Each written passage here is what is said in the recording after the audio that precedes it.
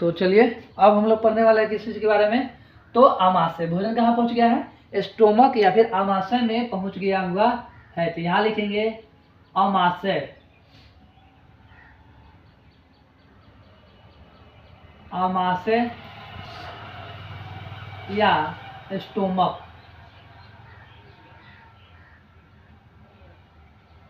इसके बारे में पढ़ते हैं। आमाशय जो है ना, एक थैली जैसी संरचना होता है। थैली का मतलब क्या हुआ, थैली में हम लोग कुछ चीज़ रख लेते हैं, उस तरीके से थैली में थैला थैला की तरह रहता है, उसमें भोजन जाता है, इस वहाँ पर जाकर रुक जाता है और 2 से 3 घंटे तक भोजन वहाँ पर क्या करेगा, विश्राम करता है, यानी कि आराम करता है। ठीक है। उसके बाद क्या होता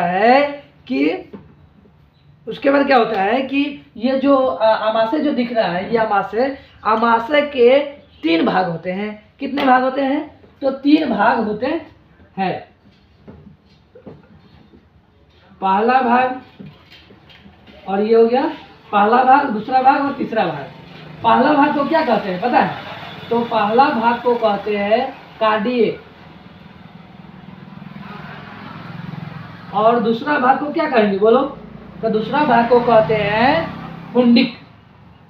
क्या कहेंगे, पुंडिक कहेंगे। और ये तीसरा भाग को कहते हैं क्या चीज, तो पाइलोरिक कहते हैं। पाइलोरिक, समझ में आ गया। ठीक है, इतना। अब क्या होता है कि ग्रास नली से भोजन यहाँ पर आ गया कार्डियक में, और आमाशय में, आमाशय के 3 भाग, कार्डियक, पुंडिक और पाइलोरिक। तो ग्रास नली से कौन जुड़ा हुआ है, पुंडिक जुड़ा हुआ है, पाइलोरिक जुड़ा हुआ है, कार्डियक जुड़ा हुआ है, कार्डियक जुड़ा हुआ है। तो ग्रास नली से कौन जुड़ा होता है बोलो, कार्डियक जुड़ा होता है। समझ में आ गया, कार्डियक जुड़ा होता है। एक चीज हम बतलाना भूल गए हैं, ये ग्रास नली जो है ना, ग्रास नली में भोजन का पाचन नहीं होता है। ठीक है ना, ग्रास नली में भोजन का पाचन नहीं होता है। और ये ग्रास नली की जो लंबाई होता है वो लमसम हमरा 25 के आसपास होता है, इसी ते है कुछ, हमको थोड़ा कंफ्यूज हो रहे हैं। ग्रास नली का जो भाग होता, जो लंबाई होता है, अच्छा याद आएगा तो उसको बता देंगे। हाँ, ये जो होता है ना ग्रास नली, तो ग्रास नली जो होता है ये 25 सेंटीमीटर, क्या बोल रहे हैं, सेंटीमीटर में बोल रहे हैं, 25 सेंटीमीटर लंबा होता है। और यहाँ पर भोजन का पाचन बिल्कुल नहीं होता है। तो सवाल में पूछेगा आपसे कि बताइए कि भोजन का पाचन ग्रास नली में होता है, तो बोलिएगा नहीं होता है। ठीक है। और ग्रास नली की लंबाई कितना होता है, तो 25 सेंटीमीटर होता है।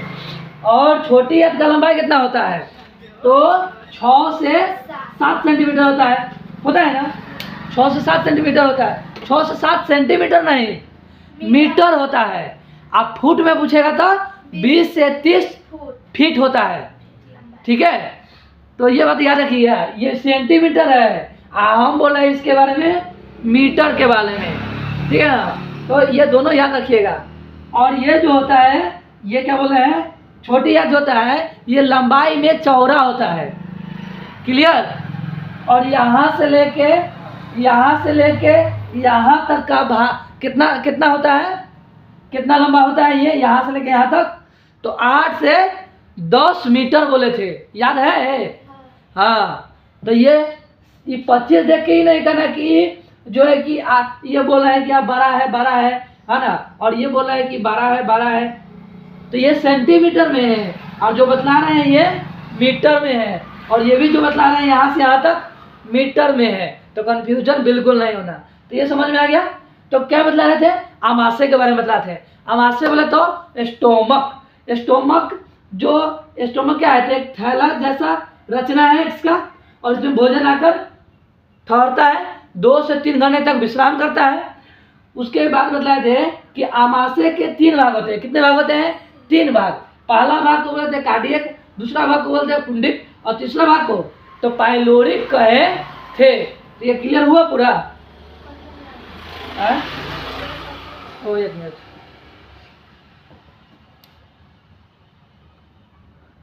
चलिए, ये समझ में आ गया पूरा? क्लियर? कोई दिक्कत नहीं ना यहाँ तक? चलिए, अब हम बतला रहे थे क्या चीज, तो आमाशय यानी कि पाइलोरिक के बारे में बता दिए। अब क्या होता है पाइलोरिक में, तो ये आमाशय जो दिख रहा है ना, आमाशय की दीवार में जो होता है स्तंभकार एपिथेलियम की परत होती है। स्तंभकार का मतलब क्या हुआ? तो स्तंभकार एपिथेलियम कोशिका की परत होती है। जैसे कि देखो, ये आमाशय है, इस तरह स्तंभ का मतलब क्या होता है? खारा, पिल्लर, बार, क्या होता है? इस तरह से खारा होता है इसके दीवार पर।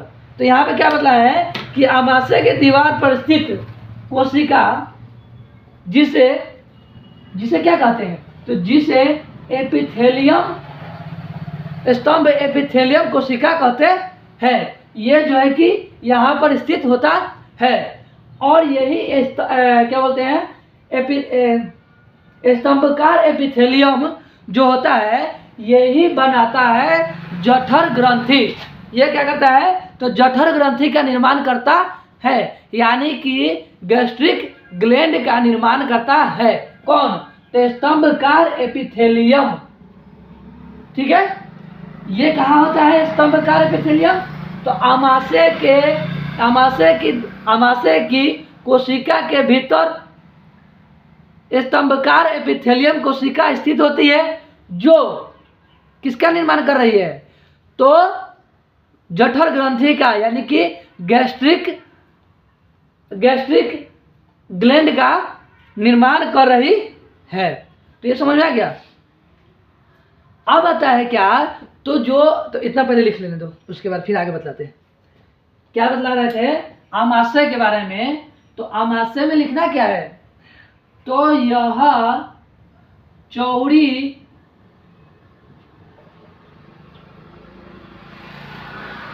थैली जैसी,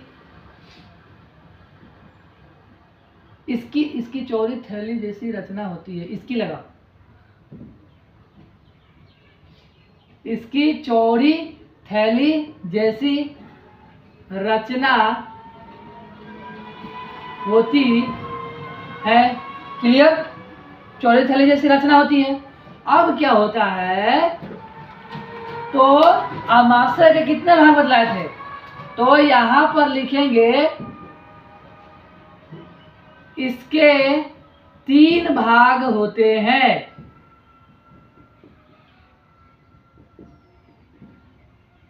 कितने भाग होते हैं? 3 भाग होते हैं। किसके? आमाशय के, यानी स्टोमक के। कौन कौन सा बोलो? तो पहला बताए थे कार्डिएक। क्या बताए थे? कार्डिएक किससे जुड़ा हुआ है? ग्रास नाली से। और दूसरा भाग होता है क्या चीज? तो फुंडिक। ये बीच वाला भाग है कि नहीं? देखो, कार्डिएक और पाइलोरिक के बीच में क्या है? तो फुंडिक है। क्या है? ठीक है, फुंडिक है। उसके बाद में क्या है? पाइलोरिक। तो पाइलोरिक, ये फुंडिक होगा ना, फुंडिक होगा, फुंडिक होगा। ठीक है,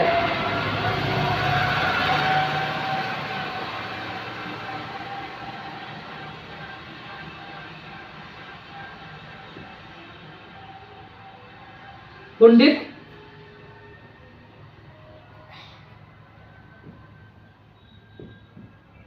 फुंडिक होगा। तो कार्डियक, फुंडिक और पाइलोरिक हो गया। कितने? आमाशय कितने भाग हो गया? 3 भाग। अब इस आमाशय के भीतर तो लिखेंगे क्या? आमाशय की कोशिका, आमाशय की कोशिका में होता है क्या बोले हैं? स्तंभकार एपिथेलियम कोशिका। स्तंभकार कार एपिथेलियम,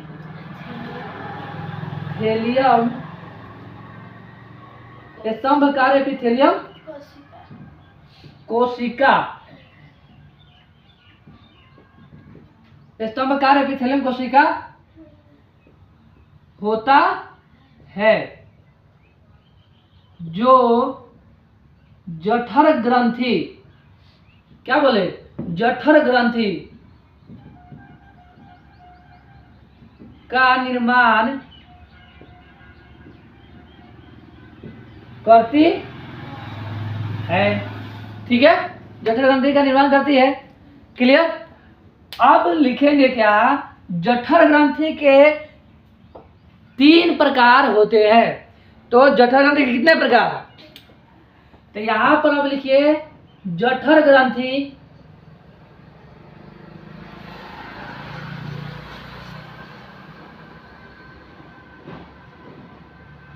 जठर ग्रंथि 3 प्रकार के होते हैं। ठीक है ना, जठर ग्रंथि कितने प्रकार के होते हैं, 3 प्रकार के। कौन कौन, तो पहला लिखेंगे श्लेष्मा, दिख रहा है ना, वीडियो में दिख रहा है। श्लेष्मा या इसी को कहते हैं श्लेष्मा या म्यूकस कहते हैं। क्या कहते हैं, श्लेष्मा या म्यूकस।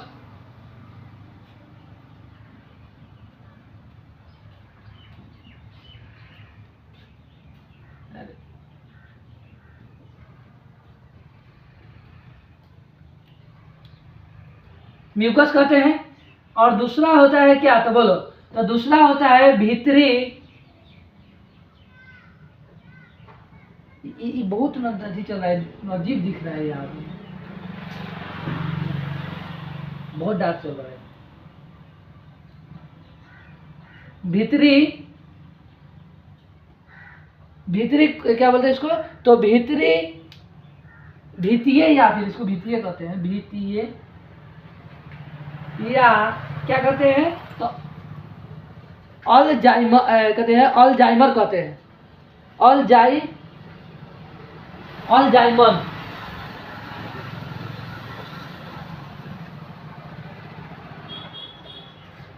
अम्लजन कहते हैं, सॉरी, क्या कहते हैं इसको, तो अम्लजन कहते हैं। और इसको कहते हैं क्या, बोलो, तो इसको भीतरी या अम्लजन कहते हैं। और इसको कहते हैं मुख, क्या बोलते हैं,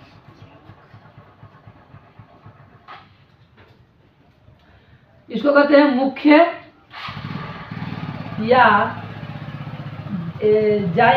जाइमोजिन कहते हैं।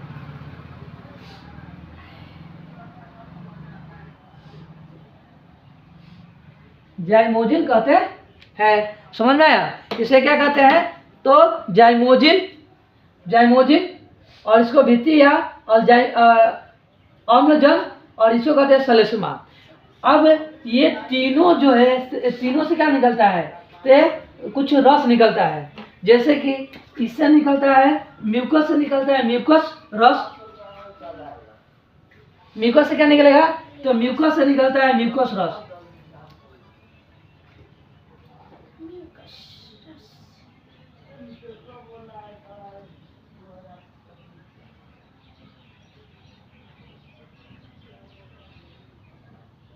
म्यूकस रस।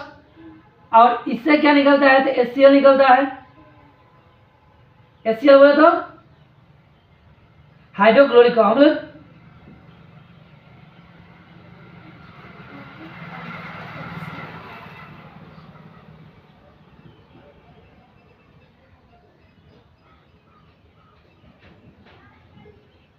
हाइड्रोक्लोरिक अम्ल। और इससे निकलता है 2 चीज, एक निकलेगा निष्क्रिय,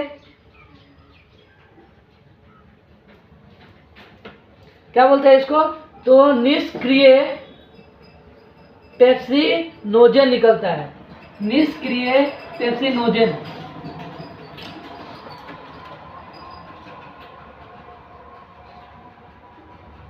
निष्क्रिय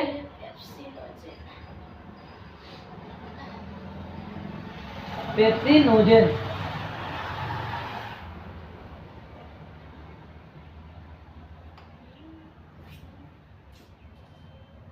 और प्लस में क्या निकलता है, तो निकलता है रेनिन। क्या निकलता है?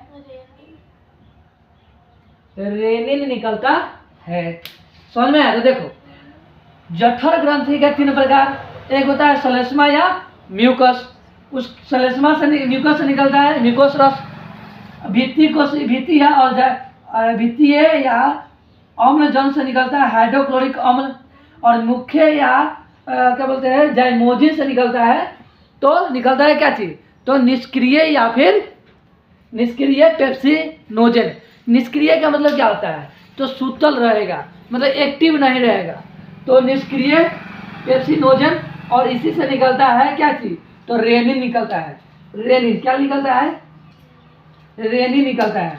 ये रेनिन जो है ना, रेनिन ये दूध का खाली पाचन करेगा। किसका करेगा, तो दूध के प्रोटीन का पाचन करता है।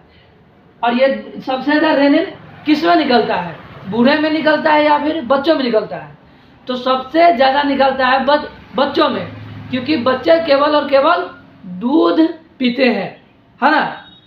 और कहते हैं बूढ़े में कम निकलता है, सही से कम निकलता है, इसलिए वो दूध पीते हैं तो दूध का उनका पाचन जल्दी नहीं हो पाता है, ठीक है, क्योंकि वहाँ पे रेनिन कम निकल रहा है। अब क्या होता है, ये जो हाइड्रोक्लोरिक अम्ल है ना, ये हाइड्रोक्लोरिक अम्ल ये दोनों को एक्टिव करता है। ये दोनों सूता रहता है और ये जाता है, दोनों क्या मारता है, और मार के क्या कर देता है, उठा देता है। यानी ये हाइड्रोक्लोरिक अम्ल ये दोनों को, निष्क्रिय है दोनों, तो ये दोनों को सक्रिय करता है कौन, तो हाइड्रोक्लोरिक अम्ल करता है। ये दोनों को एक्टिव कौन करता है, तो हाइड्रोक्लोरिक अम्ल करता है। तो यहाँ पर लिख सकते हैं हाइड्रोक्लोरिक अम्ल। अब देखो ये तीनों है ना, ये तीनों मिलकर जठर रस का निर्माण करता है।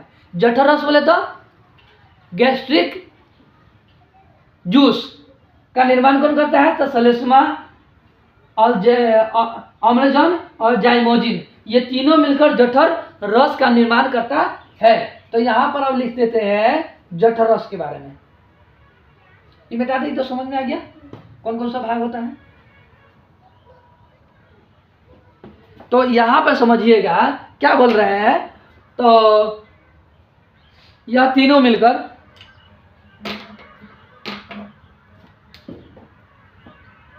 तो यहाँ पर इसी को यहाँ पे बना लीजिए, मेरे पास जगह नहीं है। जब आप नोट्स लिखिएगा ना तो नीचे लिखिएगा, इसी तरीके से रन दीजिएगा, इसको इसको इसको इस तरीके से। देखिए कि हम देखिए बतला रहे हैं, इस तरह से लिखेंगे जठर ग्रंथि। ये हो गया। 3 प्रकार के होते हैं जठर ग्रंथि, 3 प्रकार के होते हैं। पहला बोले थे क्या, तो म्यूकस, श्लेष्मा या म्यूकस,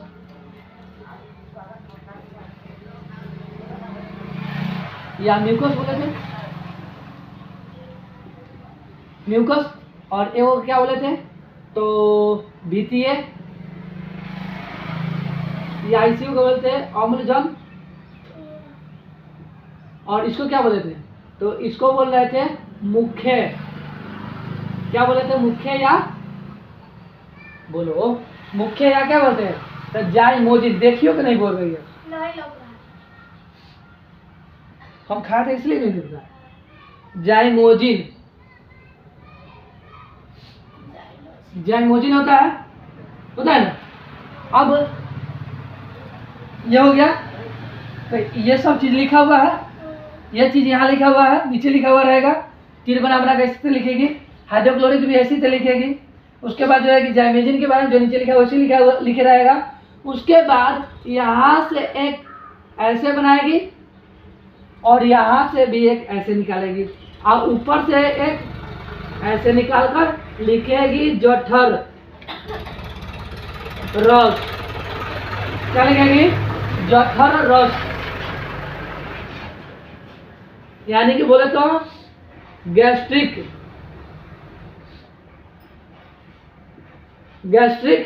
जूस, गैस्ट्रिक जूस का निर्माण करती है। बोलो समझ में आया है? तो लिखेंगे यह तीनों, कौन तीनों, तो श्लेष्मा, भित्ति, मुख्य, है ना, यह तीनों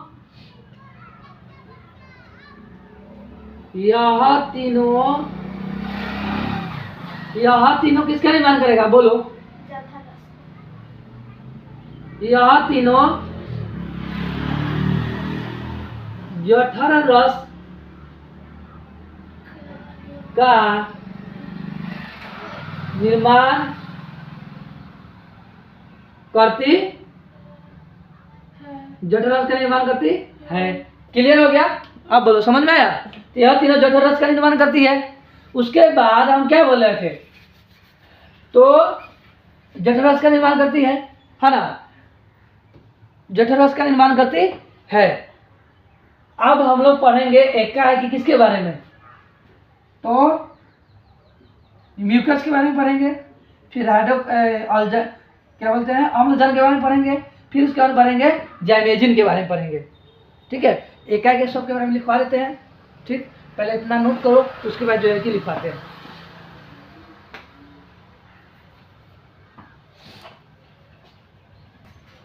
लिखेंगे यहाँ पर हाइड्रोक्लोरिक अम्ल।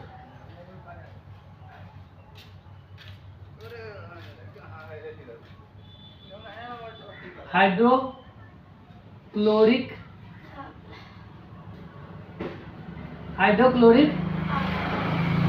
अम्ल के बारे में लिखेंगे। ये हाइड्रोक्लोरिक अम्ल जो के बारे में क्या क्या लिखेंगे, तो देखो ये कहाँ से निकल रहा है, सबसे पहले बताओ। तो लिखेंगे यह कहाँ से निकल रहा था, याद करो। यह निकल रहा था अम्लजन से, नहीं निकल रहा था, भित्ति या अम्लजन से निकल रहा था। तो लिखेंगे यह अम्लजन कोशिका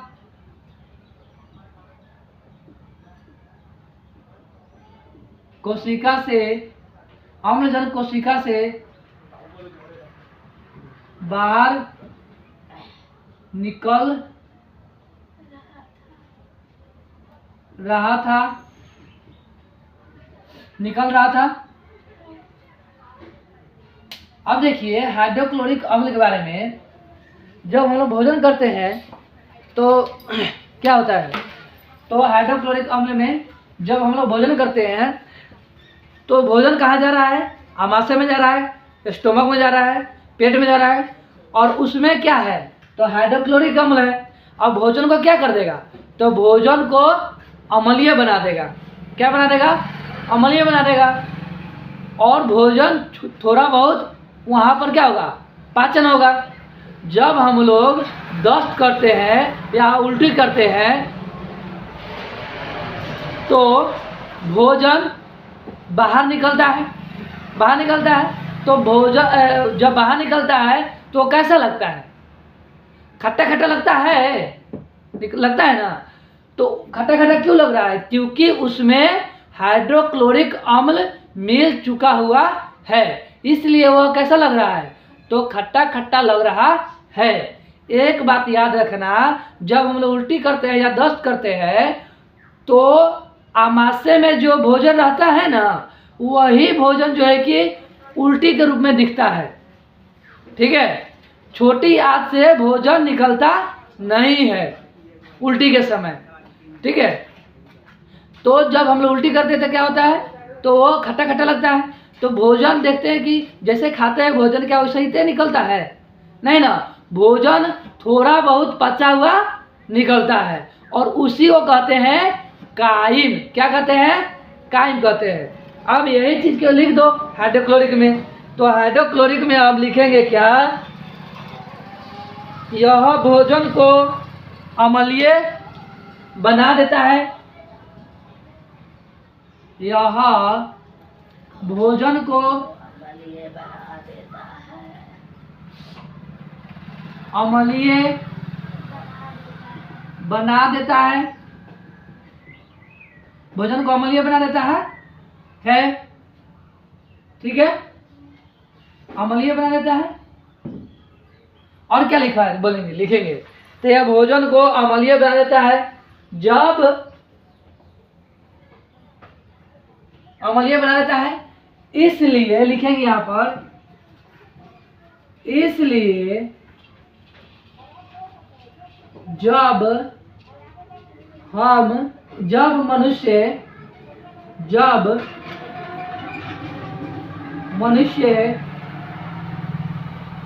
मनुष्य दोस्त करता है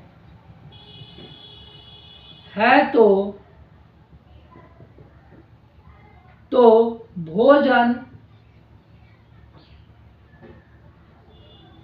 खट्टा लगता है। यह भोजन को अम्लीय बना देता है। इसलिए जब मनुष्य दस्त करता है तो भोजन खट्टा लगता है और भोजन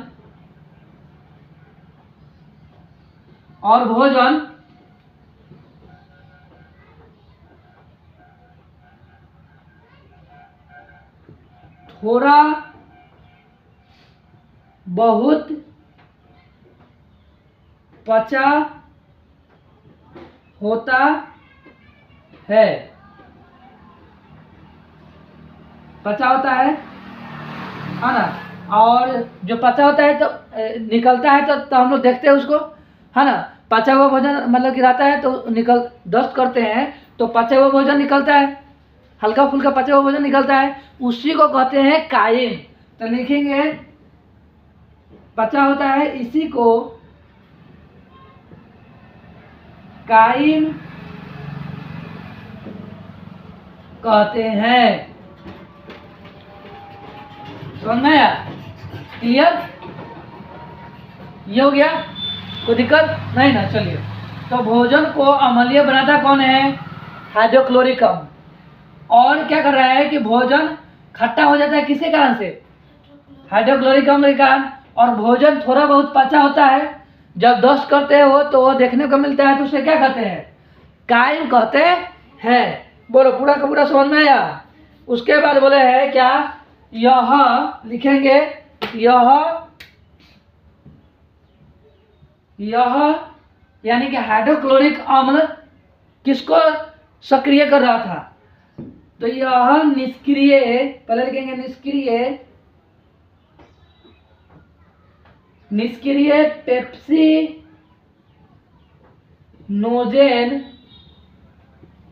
को सक्रिय यानी एक्टिव कर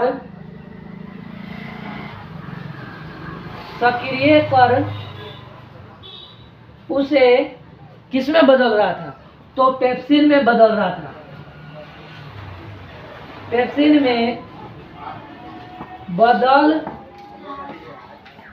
रहा था। क्लियर? किस में बदल रहा था? पेप्सिन में बदल रहा था। ठीक है। और पेप्सिन में बदल रहा था,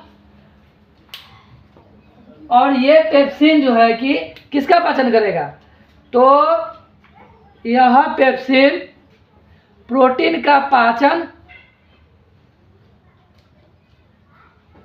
पाचन कर उसे पेप्टोन में बदल देता है। तो लिखेंगे यह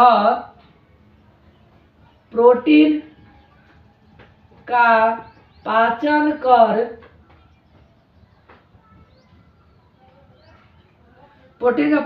किस में बदलेगा? तो पेप्टोन में बदल देता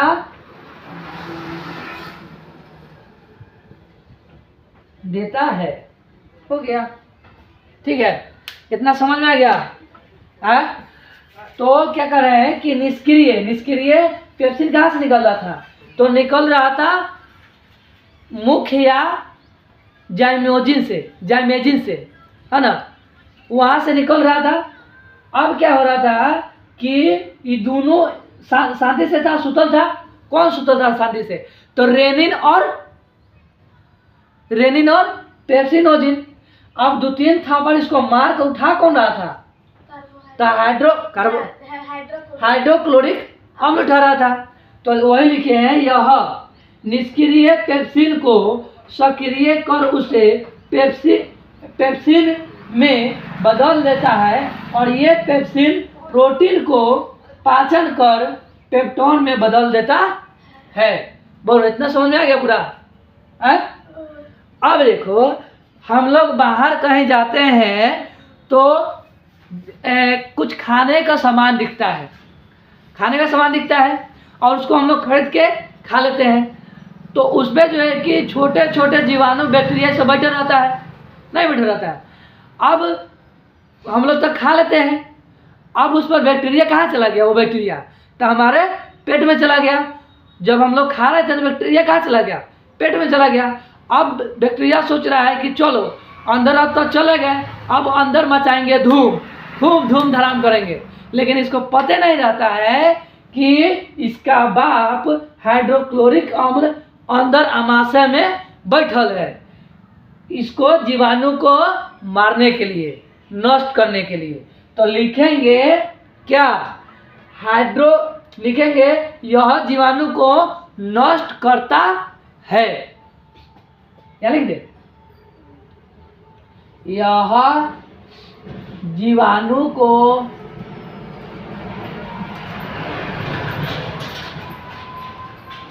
नष्ट करता है।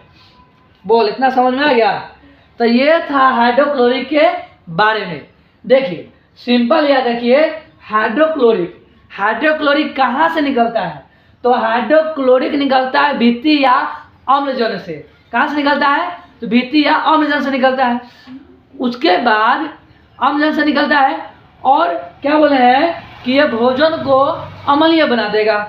ठीक है, इसीलिए जब हम लोग दस्त करते हैं या उल्टी करते हैं तो यह बाहर की ओर निकलता है जब, तो खट्टा खट्टा लगता है ना? और उसमें कुछ भोजन जो है कि पचा हुआ रहता है। ऐसा नहीं ना होता है कि जिस तरह से खा रहता है उसी तरह से बाहर निकल जाता है, नहीं ना, कुछ ना कुछ पचा रहता है और उसी को हम लोग बोलते हैं काइन। क्या कहते हैं? काइन कहते हैं। अब क्या होता है, यह हाइड्रोक्लोरिक अम्ल निष्क्रिय पेप्सिनोजन को और रेनिन को 2-3 थापर लगा के उठाता है, यानी कि सक्रिय कर देता है। और यह निष्क्रिय पेप्सिनोजन और रेनिन जो है कहाँ से निकल रहा था? तो निकल रहा था मुख्य या जाइमोजिन से, है ना? जाइमोजिन से निकल रहा था। अब क्या हुआ, हाइड्रोक्लोरिक अम्ल गया, इसको 2-3 थापर लगाया और ये एक्टिव हुआ, है ना? ये आया, कहा कि तुम लोग उठो, जो है कि भोजन को हम अम्ल में बदल दिए हुए हैं, अब तुम लोग उठो, जो तुम प्रोटीन खाया है, ना, जो प्रोटीन आया है उस प्रोटीन का तुम पाचन करो। ये सुन नहीं रहा था। अब इसको क्या किया, 2-3 थापर लगाया और लगाकर इसको उठा दिया। अब क्या करेगा, ये पेप्सिनोजन जो है कि बदलेगा किस में? सक्रिय होकर, तो पेप्सिन में। और ये पेप्सिनवा खोजेगा किसको? प्रोटीनवा को। कहेगा प्रोटीनवा आओ, है ना? अब ये आएगा और आएगा तो क्या करेगा? इसको पचाएगा। ये कार्बोहाइड्रेट का पाचन नहीं करेगा, क्योंकि कार्बोहाइड्रेट का पाचन कहाँ हो गया था? बोलो, मुख गुहा में टाइलिन नामक एंजाइम कर रहा था, है ना? अब तो ये प्रोटीन का पाचन नहीं कर रहा है, भले कार्बोहाइड्रेट का पाचन नहीं कर रहा है। किसका पाचन कर रहा है? तो प्रोटीन को खोज रहा है ना? और रेनिन भी किसको खोजता है? तो दूध वाले प्रोटीन को खोजता है। इसलिए ना बोले हैं कि बच्चों में रेनिन की मात्रा ज़्यादा होता है, ताकि वो बच्चा दूध ना पीता है खाली, तो दूध को बचा सके। अब बूढ़ों में कम होता है, क्योंकि उनको रेनिन कम निकलता है, क्योंकि वो भोजन भी कर लेते हैं, है ना? तो इसीलिए जब बूढ़े लोग जब क्या बोलते हैं, दूध पीते हैं, तो वो कहते हैं कि डॉक्टर साहब हमारा ना दूध नहीं पचता है। काहेला? क्योंकि आपको जो है कि रेनिन नहीं निकल रहा है, इसलिए आपका दूधवा जो है कि नहीं पच रहा है। इसीलिए आप खाइए कथी? तो दही खाइए, क्योंकि दूध से बन गया दही, तो दही तो क्या हुआ? जमा हुआ है। ठीक है, इसलिए कहता है कि आप दही खाइए। तो ये समझ में आ गया? तो पेप्सिनोजन, क्लियर। ये किसका पाचन करेगा? तो प्रोटीनवा को पाचन करेगा, ठीक है, प्रोटीन का पाचन करेगा और बदल देगा किस में? तो बदल देगा पेप्टोन में, क्लियर। अब जब हम लोग बाहर जाते हैं घूमने फिरने तो क्या खाते हैं? जिलेबी खा लेते हैं, समोसा खा लेते हैं, या फिर बहुत सारी चीज़ें जो है कि अकरम अकरम खा लेते हैं, और उस पर बैठा रहता है जीवाणु यानी बैक्टीरिया, यही ना। अब वो बैक्टीरिया सोचता है कि चल अब तू हमारा खा तो ले ले, अब तोरा पेट में जब हम आ खूब धूम धड़ाका मचाओ, लेकिन ये भूल जाता है कि इसका बाबूजी बैठल है डंडा लेके कि जीवाणु तू आओ आओ आ हम तोरा के मारबो, मार के नष्ट कर देबो। तो यह जीवाणु को क्या कर देता है? नष्ट कर देता है। तो ये हो गया हाइड्रोक्लोरिक के बारे में। बोल समझ में आया है? अब पढ़ेंगे म्यूकस वहीजा के बारे में। अब म्यूकस कहाँ से निकल रहा था? बोलो। तो म्यूकस निकल रहा था कहाँ से? तो म्यूकस निकल रहा था म्यूकस या श्लेष्मा से, वहीं से निकल रहा था। और ये म्यूकस जो है कि आमाशय में या आमाशय की दीवार में चारों तरफ से पतली परत से बना रहता है। आमाशय की दीवार जो होता है ना, कि आमाशय की दीवार में यह बना होता है, ठीक है। आमाशय की दीवार में यह होता है, आमाशय का जो दीवार है ना उसमें यह, जैसे ये पन्नी हो गया, मान लीजिए कि क्या हो गया, ये मेरा टोपी है, पन्नी हो गया, मान लेते ये पन्नी, ये इस पे इसके ऊपर कवर हो गया, ये है आमाशय। अब इसके ऊपर ये जो है कि स्थित होता है कौन? तो क्या बोले हैं? म्यूकस स्थित होता है। और ये कहला होता है पता है? ये हाइड्रोक्लोरिक अम्ल है ना, ये बहुत ही ज़्यादा खच्चर होता है। हाइड्रोक्लोरिक अम्ल ये अम्ल है। अब अम्ल को जो है कि हाथ पे रखेंगे तो क्या करेगा? हाथ में जला देगा। एसिड है तो क्या करेगा? ये जला देगा। अम्ल है तो क्या करेगा? हाथ को जला देगा। तो इसके ऊपर पहना दिए क्या चीज़? लगा दिए कवर। क्या लगा दिए? कवर लगा दिए। अब इस पर एसिड कितना, अम्ल कितना गिरेगा तो ये नहीं चलेगा। तो इसीलिए आमाशय की दीवार पर रहता है कौन? तो म्यूकस। और म्यूकस आमाशय की दीवार की सुरक्षा करता है। किससे? तो हाइड्रोक्लोरिक से। क्योंकि हाइड्रोक्लोरिकवा जो होता है ये होता है खच्चर, क्योंकि जब ये जीवाणु को मार दे रहा है तो इसको भी तो, आमाशय की दीवार को भी तो मार सकता है ना। जब आमाशय की दीवार को मार देगा, नष्ट कर देगा, तो हो जाएगा वहाँ पर घाव। क्या हो जाएगा? घाव हो जाएगा। और जब घाव होगा तो हमें तकलीफ होगा ना, दिक्कत होगा ना, होगा कि नहीं होगा? तो इसलिए यह जो है कि म्यूकस जो है कि आमाशय की दीवार पर स्थित होता है और उसकी हाइड्रोक्लोरिक अम्ल से सुरक्षा करता है, ठीक है। अब देखिए, कभी कभी मनुष्य जो होता है कि लंबे समय तक बिना भोजन किए हुए, है ना, भूखे रह जाता है। अब इसको, ये किसका पाचन कर रहा है? भोजन का पाचन कर रहा है। अब आमाशय में तो भोजन गया नहीं, क्योंकि ये टाइम से खाना खा नहीं रहा था, है ना। प्रतिदिन इसका यही आदत हो गया हुआ है कि टाइम से खाना नहीं खाएंगे। कभी 10 बजे खाएंगे तो कभी 12 बजे खाएंगे, तो कभी 3 बजे खाएंगे, कभी 2 बजे खाएंगे। टाइम से खाना खा नहीं रहा है, नहीं खा रहा है। जब टाइम से खाना नहीं खाएगा तो यहाँ से क्या निकल रहा था? बोलो। तो हाइड्रोक्लोरिक निकल रहा था। और ये हाइड्रोक्लोरिक भोजन का क्या कर रहा था? पाचन कर रहा था। तो जब इसको भोजन नहीं मिलेगा तो ये किसी न किसी को तो पचाएगा ना। तो ये पचाते लगता है किसका?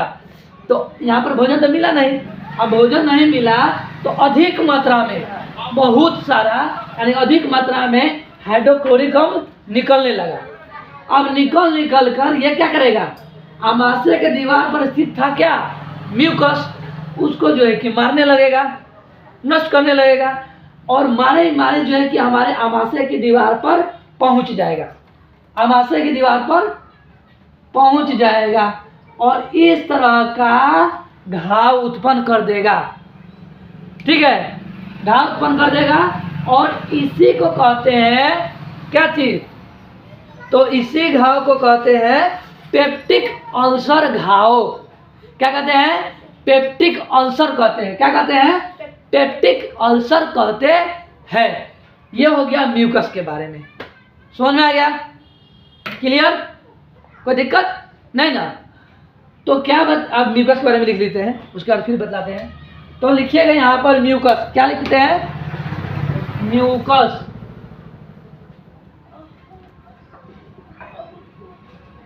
म्यूकस होता है। म्यूकस के बारे में क्या क्या लिखेंगे बोलो? तो पहले लिखेंगे, ये कहां से निकलता है पहले बताओ। ये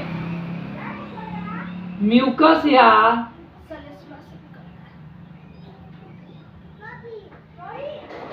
श्लेष्मा से निकलता है।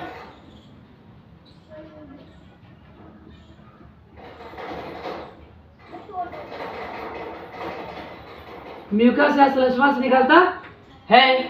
उसके बाद बोलो, म्यूकस या श्लेष्मा से निकलता है।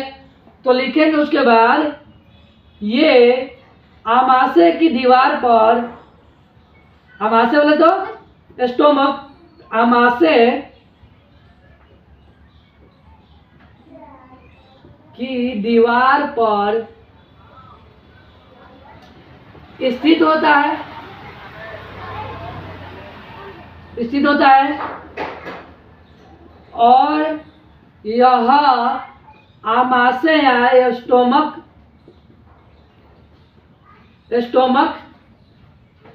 आमाशय की या स्टोमक की सुरक्षा करता है। किससे बोलो? करता है। किससे? तो हाइड्रोक्लोरिक से। आमाशय की दीवार पर, आमाशय की दीवार की सुरक्षा करता है हाइड्रोक्लोरिक अम्ल से। हाँ, यानी कि HCl से आमाशय की सुरक्षा करता है। किससे? तो HCl से, यानी हाइड्रोक्लोरिक अम्ल से। क्लियर? अब क्या लिखेंगे? इतना हो गया। जब मनुष्य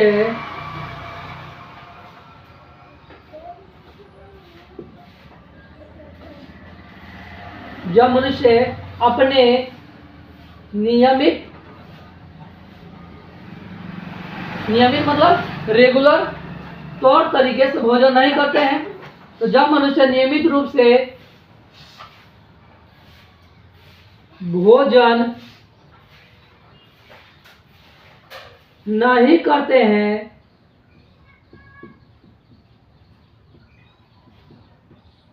नहीं करते हैं तो अधिक मात्रा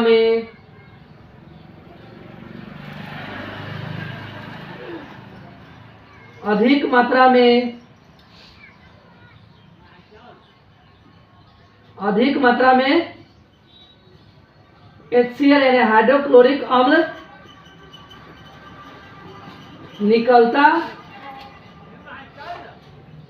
निकलता है। और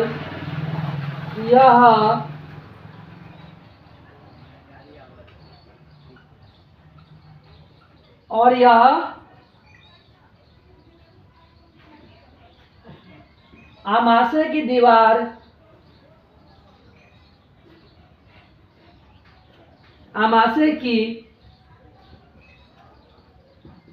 दीवार पर स्थित, आमाशय की दीवार पर स्थित म्यूकस,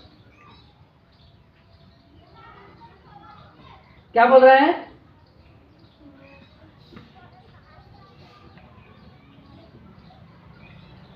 म्यूकस को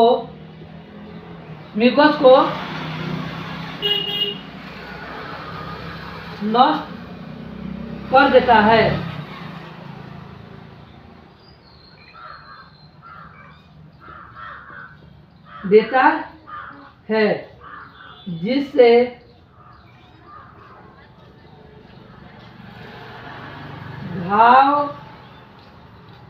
जिससे आमाशय में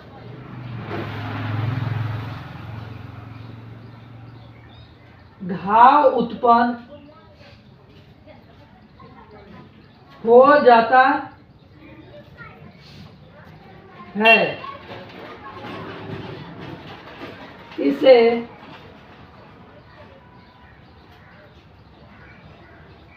क्या कहते हैं? तो इसे अल्सर कहते हैं, अल्सर घाव कहते हैं। इसे अल्सर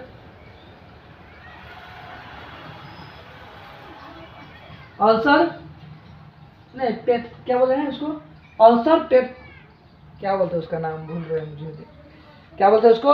अल्सर, पेप्टिक अल्सर। इसे पेप्टिक अल्सर कहते हैं, जिसे आमाशय में घाव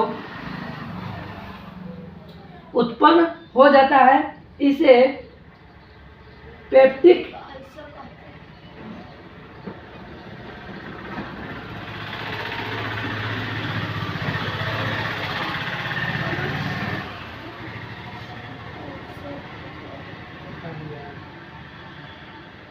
अल्सर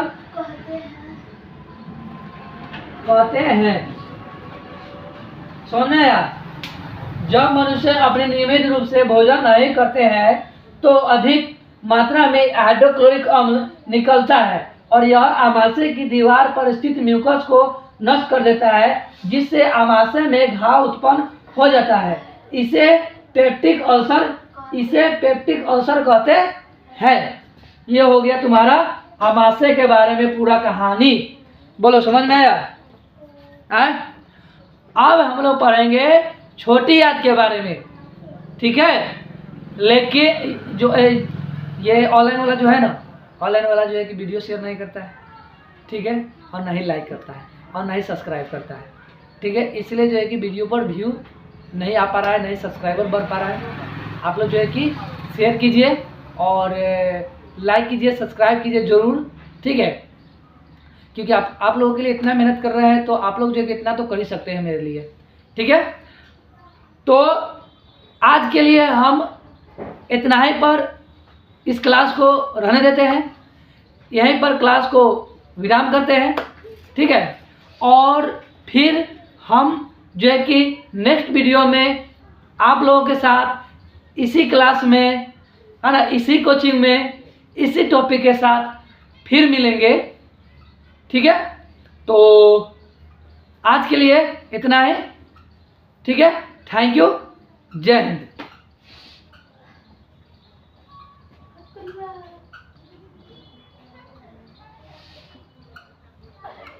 इसको नोट कर लीजिएगा, ठीक है? इतना हो जाएगा।